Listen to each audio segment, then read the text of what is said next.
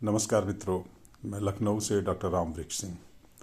हमारे सुपुत्र जब 3 वर्ष के हो गए तो हमें लगा कि उन्हें खेलने के लिए एक संगी की ज़रूरत है। इसलिए हम पति पत्नी ने निर्णय किया कि एक और संतान करते हैं। हमारी दूसरी संतान हुई, लेकिन बड़े बेटे को उस संतान से थोड़ी ईर्ष्या हुई। इसलिए ईर्ष्या हुई कि उन्हें अपने संसाधन बांटने पड़े, माता पिता का प्यार बांटना पड़ा, खिलौने बांटने पड़े।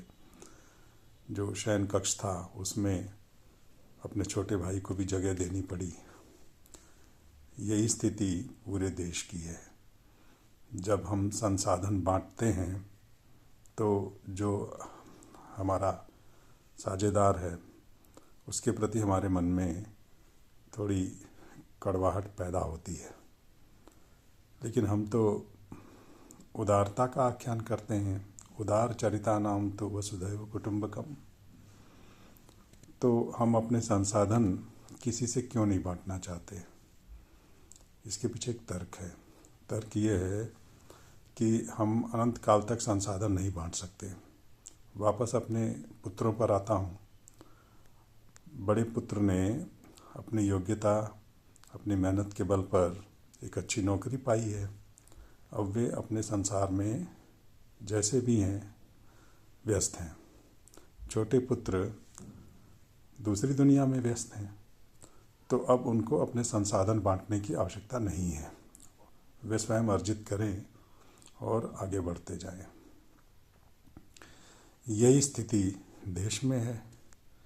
जो आरक्षित वर्ग के लोग हैं उनसे संसाधन बांट दिए, संविधान ने बांटे, व्यवस्था ने उसको सुचारू रूप दिया।